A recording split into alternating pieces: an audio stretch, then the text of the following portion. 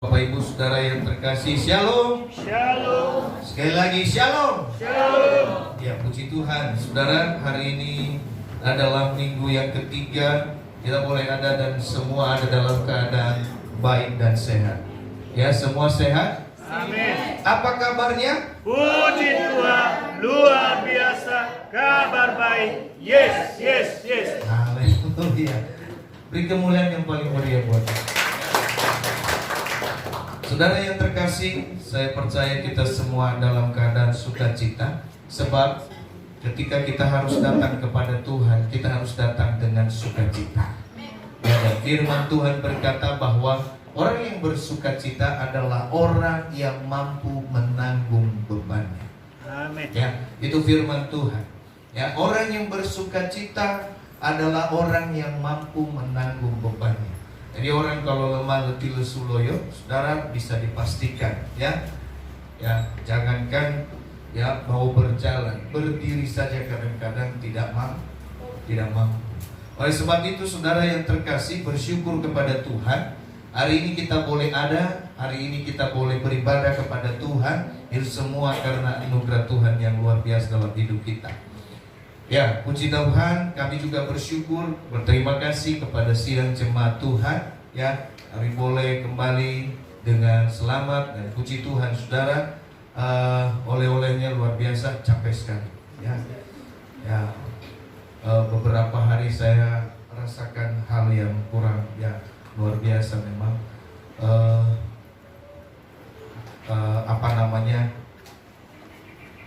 Kurang enak badan saya, ya. Karena memang luar biasa di sana. Dan kalau dikatakan pelayanannya sibuk, pelayanan bukan pelayanannya sibuk, makannya capek. Ya, nah saudaraku yang terkasih dalam nama Tuhan, bersyukur kepada Tuhan. Di sana semua ada dalam keadaan kondisi baik dan sehat, dan kembali ke tempat ini juga dengan kondisi baik dan sehat. Di Tuhan, saya lihat saudara, saya bersyukur kepada Tuhan. Minggu kemarin saya tidak lihat, tapi hari ini bersyukur kita boleh bertemu. Saya merasakan sukacita sekali, ya. Saya rindu, saya kangen, ya. Jadi saya nyanyi waktu itu, rindu pulang. Ya, luar biasa sekali, ya. Rindu pulang, rindu rumah, ya. Nah, Bapak Ibu Saudara yang terkasih dalam nama Tuhan, bersyukur kepada Tuhan. Nah, memang banyak hal, ya, kesaksian-kesaksian yang terjadi di sana, tapi saya tidak ceritakan kepada saudara. Nanti kata saudara bahwa hanya makanan yang diceritakan. Tidak benar, memang di sana luar biasa sekali. Karena kebetulan minggu kemarin itu di daerah Manado itu, saudara, adalah hari pengucapan. Hari pengucapan itu, saudara, adalah pengucapan mereka di dalam bercocok tanam dan panen dan semua hasil-hasil pertama mereka. Jadi setiap rumah, yaitu sudah merupakan satu kebiasaan, setiap rumah itu menyediakan makanan. Ya, jadi Bapak Ibu Saudara, setelah selesai ibadah, ya luar biasa sekali. Ya, jadi saya hitung, ya, dari pagi sampai malam itu selesai, kami semua harus jalani ke rumah-rumah itu, ya, dari rumah ke rumah, karena setiap jemaat berkata, ada apa, ketua dari pusat harus mampir di rumah. Jadi saudara, saya hitung itu ada sekitar 15 atau 16 kali makan. Nah, saudara, capek sekali, ya. Makanya saya bilang makannya yang capek. Seharian minggu kemarin itu, puji Tuhan, saya boleh selamat dari sana, gitu ya, dan pulang, gitu ya. Karena hari Seninnya juga dihajar lagi, suruh makan lagi, dan kata mereka, Bapak kalau bisa seminggu lagi di sini, kalau seminggu lagi, waduh, mungkin badannya sudah, ya. Istri saya sudah wanti-wanti karena sebelum pergi saya sudah diukur, ya, sudah diukur lingkar perutnya, dan kalau pulang tidak boleh nambah, ya. Puji Tuhan, ketika diukur kembali memang tidak nambah karena saya sedang tahan napas.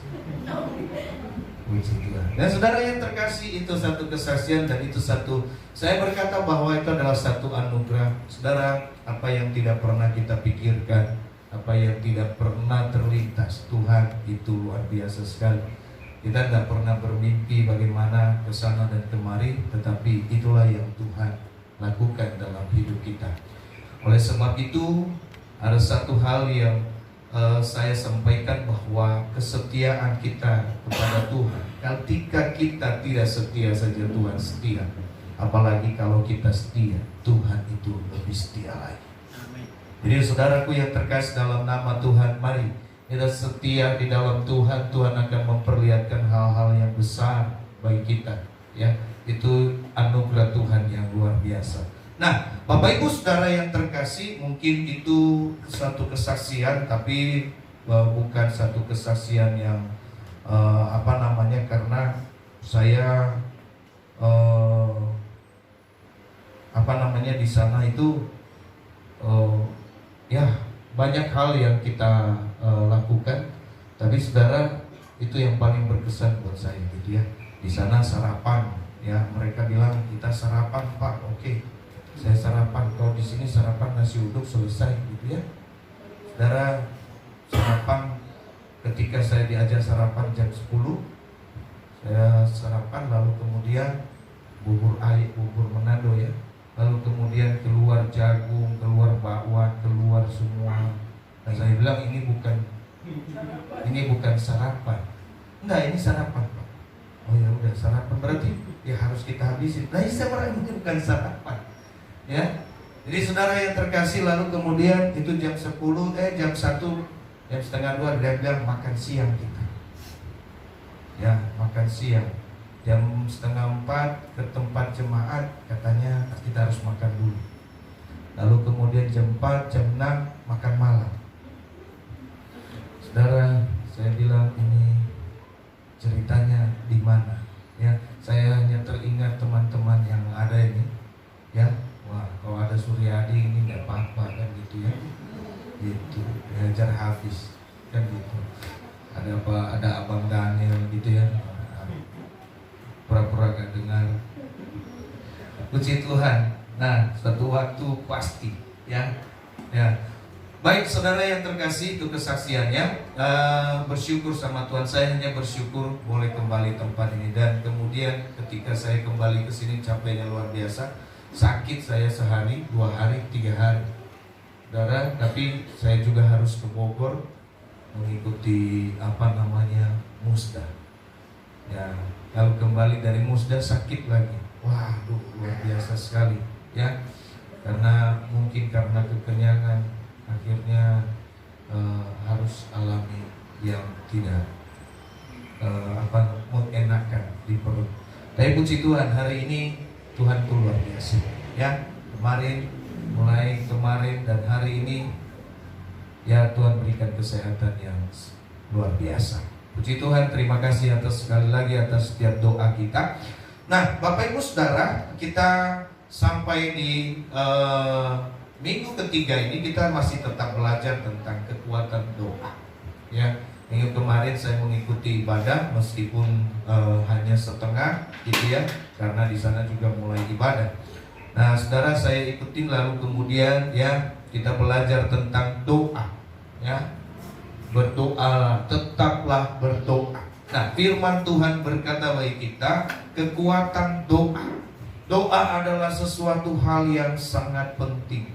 Berkali-kali kita kumandangkan ini. Doa adalah sesuatu hal yang sangat penting. Doa adalah satu kehidupan bagi setiap orang percaya yang harus dihidupi setiap hari. Ya.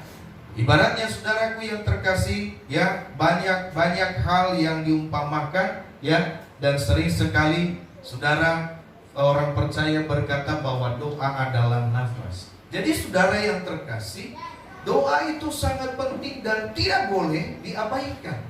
Ya, tidak boleh diabaikan. Tidak boleh dikatakan bahwa saya percaya kepada Yesus, saya adalah orang yang beriman, tapi kita tidak pernah berdoa. Itu sama saja dengan bohong. Ya, bohong kalau kita itu tidak suka. Apalagi begini, saudara yang terkasih, ada orang-orang yang sudah bosan berdoa. Ya, sehingga ketika dikatakan doa, saudara yang terkasih dalam nama Tuhan, semua diam. Ya, apakah sering sekali saya lihat di dalam grup kita gitu ya, Kalau lagi ada ucapan selamat ulang tahun itu rame, ya. Selamat, happy birthday, happy new year, happy birthday, ya gitu ya. Oh, ya, saudara yang terkasih, begitu ada shalom mengingatkan ada doa, berhari-hari langsung diam. Saudaraku yang terkasih dalam nama Tuhan, lalu kemudian dibuat lagi ada dana masuk sekian. Oh, puji Tuhan, puji Tuhan, puji Tuhan. Shalom, doa ya. Ya, saudara yang terkasih, seolah-olah doa ini menjadi satu hal yang kita takutkan di dalam kehidupan kita.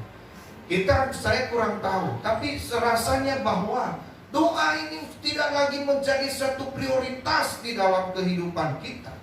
Ya, doa tidak menjadi satu prioritas dalam hidup kita secara pribadi mungkin. Saya tidak tahu saudara berdoa secara pribadi, saya bersyukur kepada Tuhan, berdoa. Kalau saudara katakan, oh saya ada doa pagi, doa, oh itu luar biasa.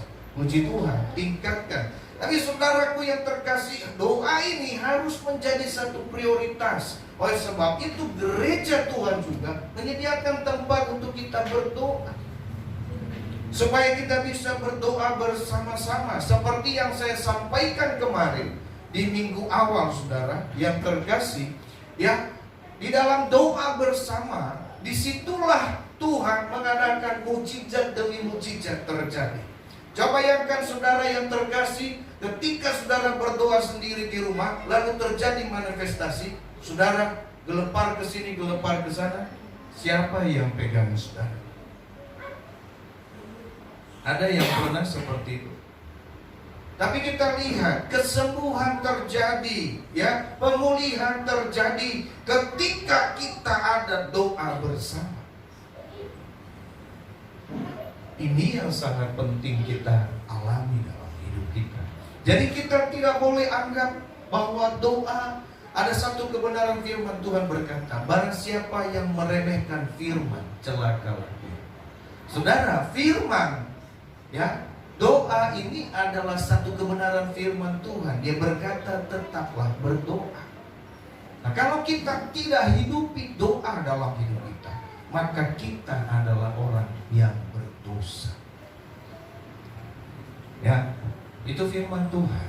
Oleh sebab itu, saudara, doa ini sangat-sangat penting.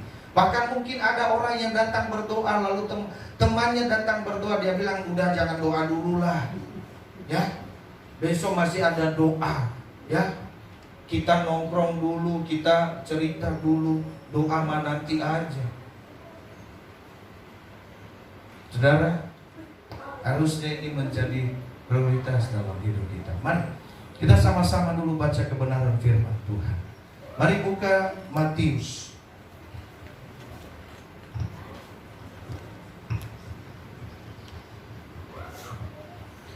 Sudah dapat? Injil Matius pasal 26, ayatnya yang ke-36 sampai ayatnya yang ke-46.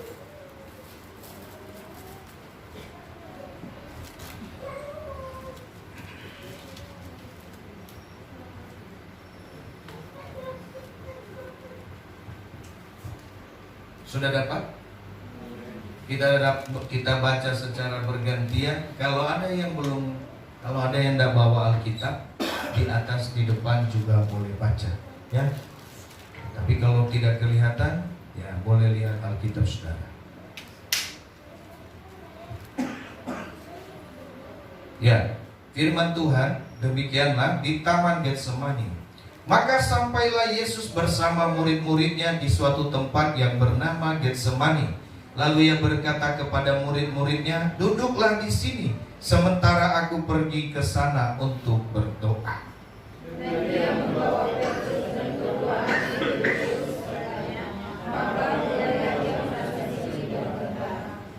Lalu katanya kepada mereka, hatiku sangat sedih, seperti mau mati rasanya. Tinggallah di sini dan berjaga-jagalah dengan aku.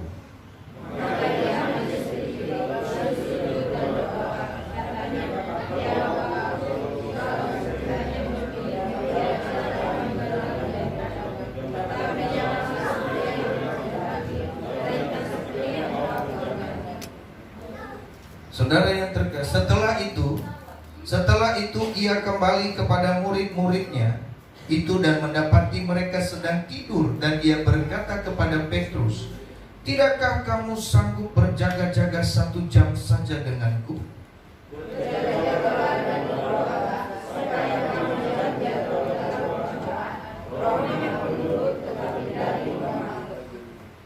Lalu ia pergi untuk kedua kalinya dan berdoa. Katanya, "Ya Bapa, jikalau cawan ini tidak mungkin lalu kecuali apabila aku meminumnya, jadilah kehendak-Mu."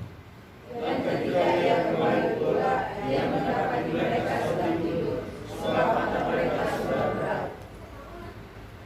Ia membiarkan mereka di situ pergi dan berdoa untuk ketiga kalinya dan mengucapkan doa yang itu juga.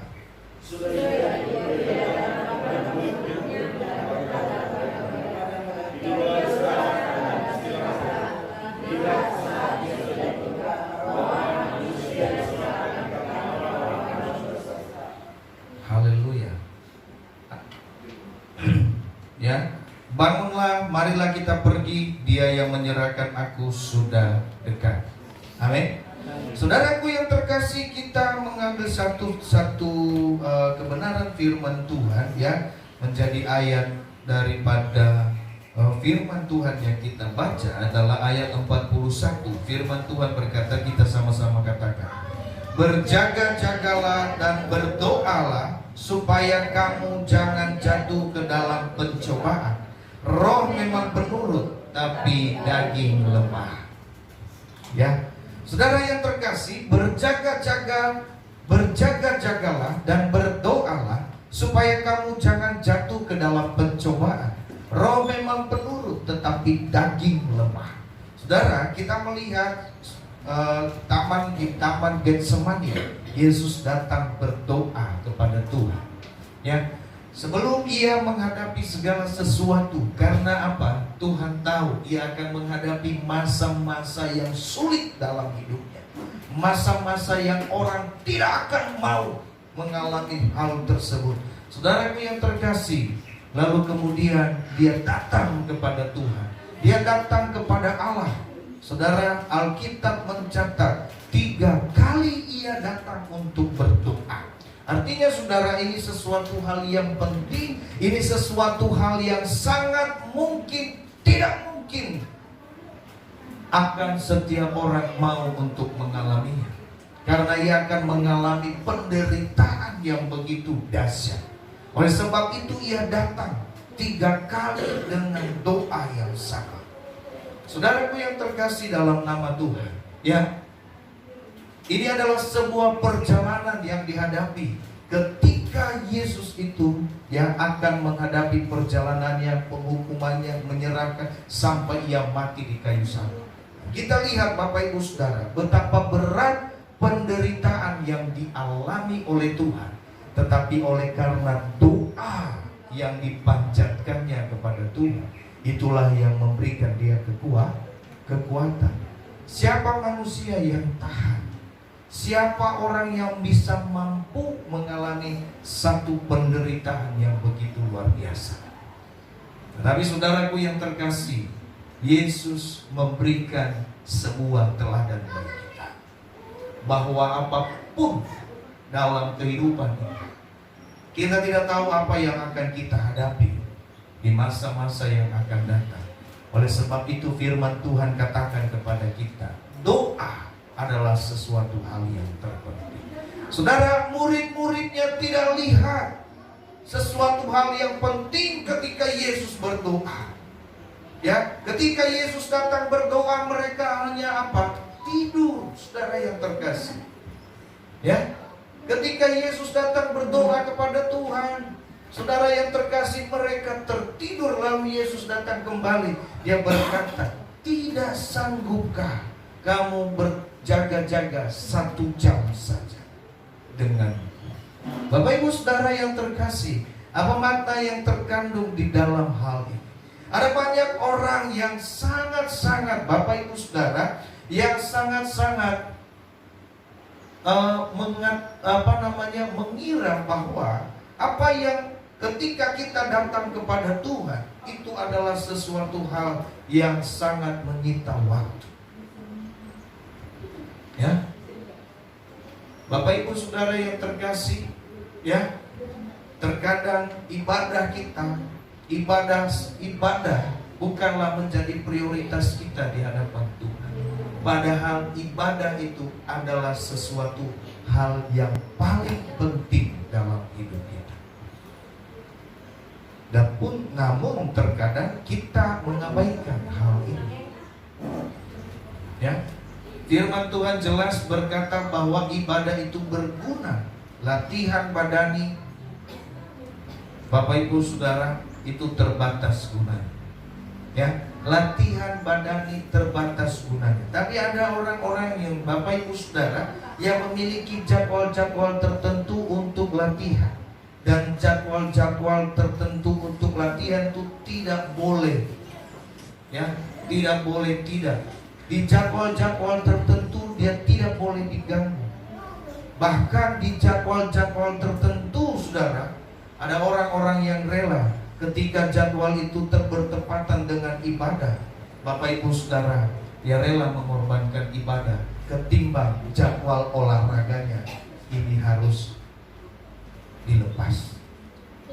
Bapak Ibu Saudara yang terkasih, jelas firman Tuhan berkata, latihan badani terbatas, tapi ibadah itu mengandung janji, baik untuk hidup ini, untuk hidup yang akan datang, untuk hidup pada masa yang akan datang.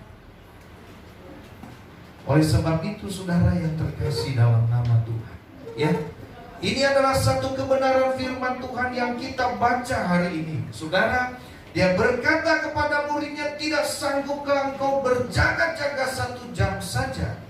Saudara, seolah-olah ini berkata kepada kita hari ini, saudara, ya, kalau kita tidak sanggupkah kita berdoa kepada Tuhan? Tidak sanggupkah kita boleh datang kepada Tuhan? Oleh sebab itu, Bapak Ibu Saudara, ya, hari ini kita akan sama-sama belajar kenapa doa sangat penting bagi kita. Ya, firman Tuhan berkata, berjaga-jaga dan berdoalah supaya kamu jangan jatuh dalam pencobaan. Roh memang penurut, tetapi daging lemah. Saudara yang terkasih, kenapa kita harus berdoa?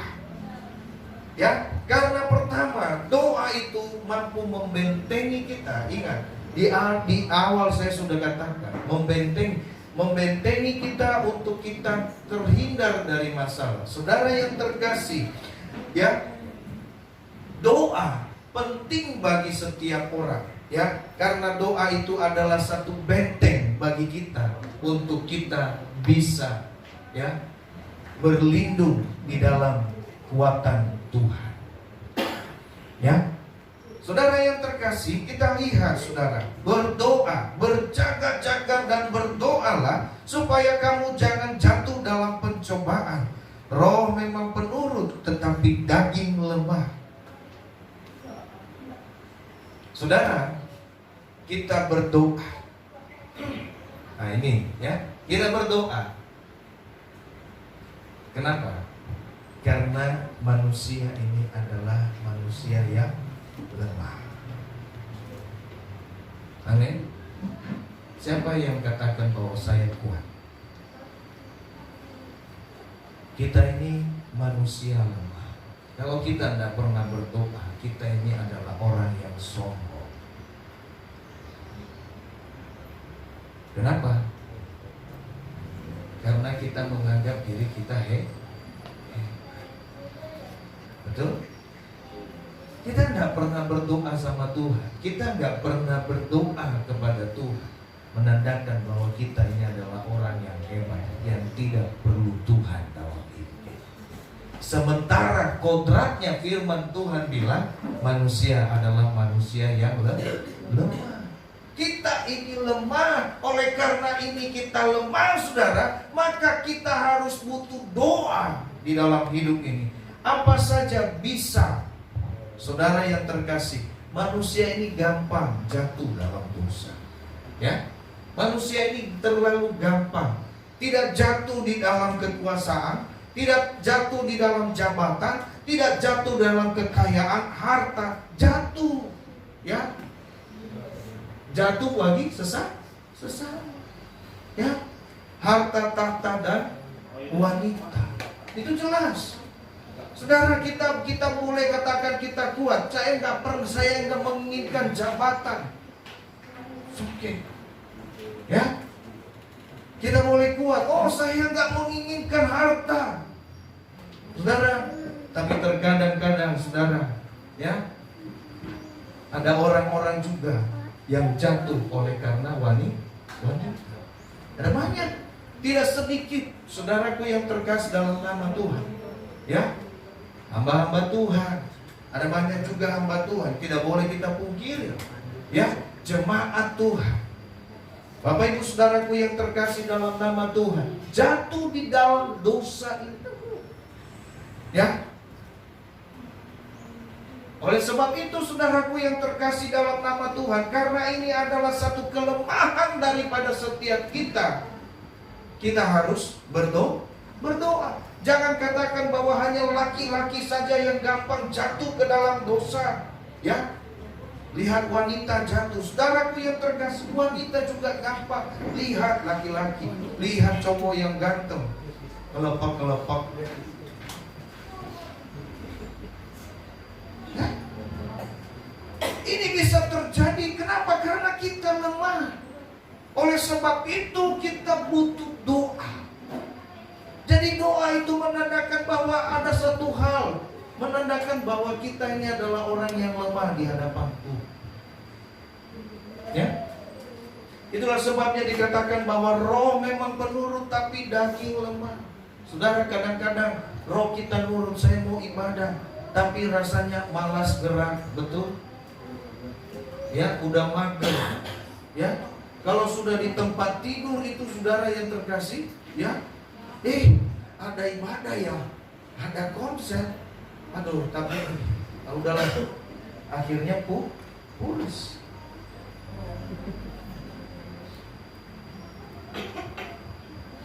Ya, Bapak Ibu saudaraku yang terkasih, ini yang harus perlu kita perhatikan di dalam kehidupan kita. Hal yang kedua saudaraku yang terkasih, kenapa kita berdoa, berjaga-jaga dan berdoa? Ya, kalau tadi menandakan bahwa kita ini adalah manusia yang lemah. Ya. Yang kedua saudara, kenapa kita berdoa? Ya. Supaya kita yang lemah ini tetap mampu untuk berdiri di hadapan Tuhan. Ya. Kita lihat bagaimana Tuhan itu tetap tegar. Ya, tetap tegar menghadapi situasi yang terjadi. Coba bayangkan saudaraku yang terkasih, ya, apa yang dialami oleh Yesus. Ya, ia mengalami yang namanya penghinaan. Ia mengalami yang namanya kekecewaan. Saudaraku, ia mengalami yang namanya pengkhianatan. Bapak Ibu Saudara, betapa luar biasanya. Bapak Ibu Saudara, penderitaan yang dialami oleh Tuhan Yesus bukan hanya secara fisik, tetapi rohaninya, psikisnya saudaraku yang terkasih, itu juga menjadi serangan yang luar biasa. Kenapa? Ia dihancurkan dari dalam dengan orang-orang yang mengkhianati, yang tidak mengakui dia, yang mencaci maki dia. Saudaraku yang terkasih, lengkap penderitaan. Kalau hari-hari ini kita tidak mengalami penderitaan tubuh mungkin, kita tidak dianiaya, kita tidak dipukul, saudaraku yang terkasih, itu masih, ya, Bapak Ibu saudaraku yang terkasih dalam nama Tuhan. Tetapi lihat, Yesus mengalami hal itu. Dan oleh karena apa?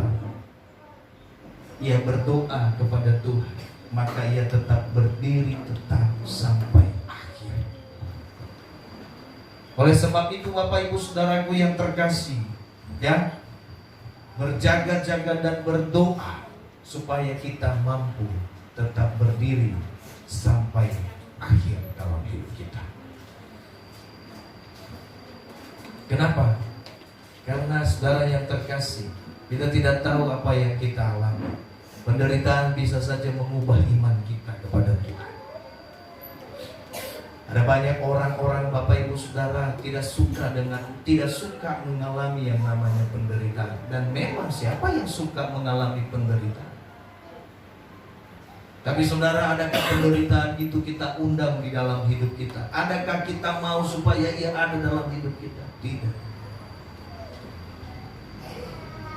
Ya. Tapi terkadang hal-hal itu harus kita alami. Supaya apa? Supaya memeriksa apakah kita kuat atau tidak. Ya. Itulah sebabnya Yesus ajarkan kita di dalam doa Bapa kami, janganlah membawa kami ke dalam pencobaan, tetapi lepaskanlah kami daripada yang jahat. Saudara yang terkasih, itulah sebabnya Bapak Ibu Saudara, pentingnya doa. Karena kita tidak tahu apa yang akan terjadi.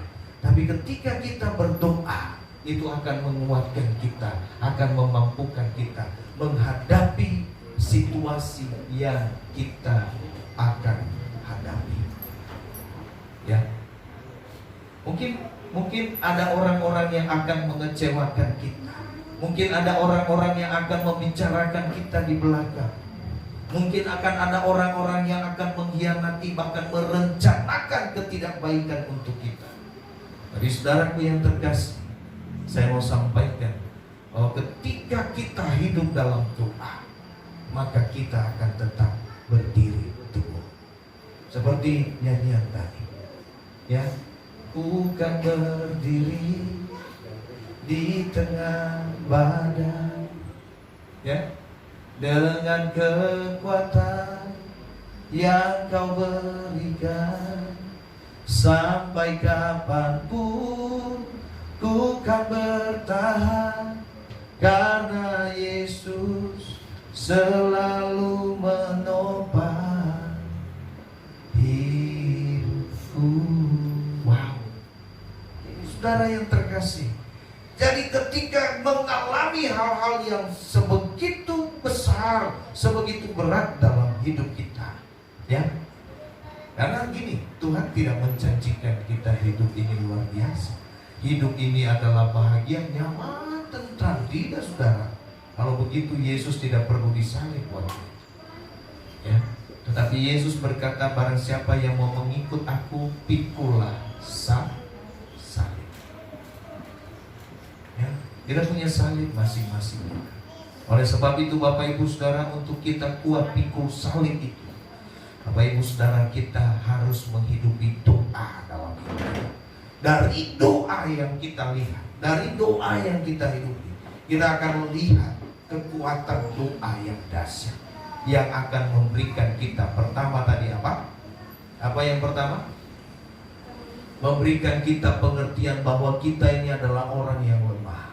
Yang kedua, saudara, yang akan memampukan kita untuk kita tetap berdiri sampai akhir, di mana Tuhan akan memberikan kita kemenangan. Amin. Oleh sebab itu Bapak Ibu Saudara yang terkasih, mari kita hidupi doa ini dalam kehidupan kita. Ya, doa bukan sesuatu hal yang membosankan. Jangan bosan. Firman Tuhan berkata, jangan jenuh. Ya, tetaplah berdoa. Ya. Hari ini Bapak Ibu Saudara, firman Tuhan ajarkan kita. Kenapa? Karena kita akan menghadapi terlebih gelombang-gelombang kehidupan di masa yang akan datang. Tahun 2024 adalah tahun politik. Saudara, ada banyak hal yang akan mungkin kita alami. Ada banyak janji mungkin. Saudaraku yang terkasih, kita kesana kemari untuk mencari solusi. Saya hanya mau katakan, jangan berharap kepada manusia, tapi berharaplah kepada Tuhan di dalam doa. Kenapa? Kalau kau berharap sama manusia, kau akan kecewa. Ya, engkau akan cari solusi kepada manusia, engkau akan kecewa.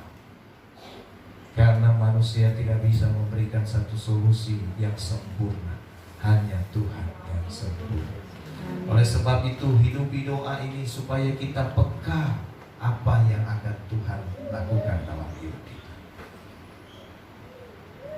Ya, itu firman Tuhan kita pada hari ini Bapak Ibu Saudara.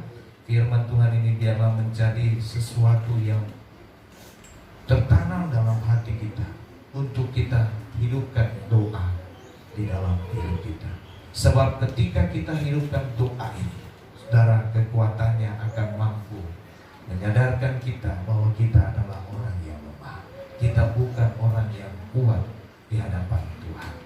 Jadi jangan sombong ketika kita katakan berdoa, tidak mau doa. Ya, kita harus doa, itu prioritas utama. Yang kedua, saudara yang terkasih, ya,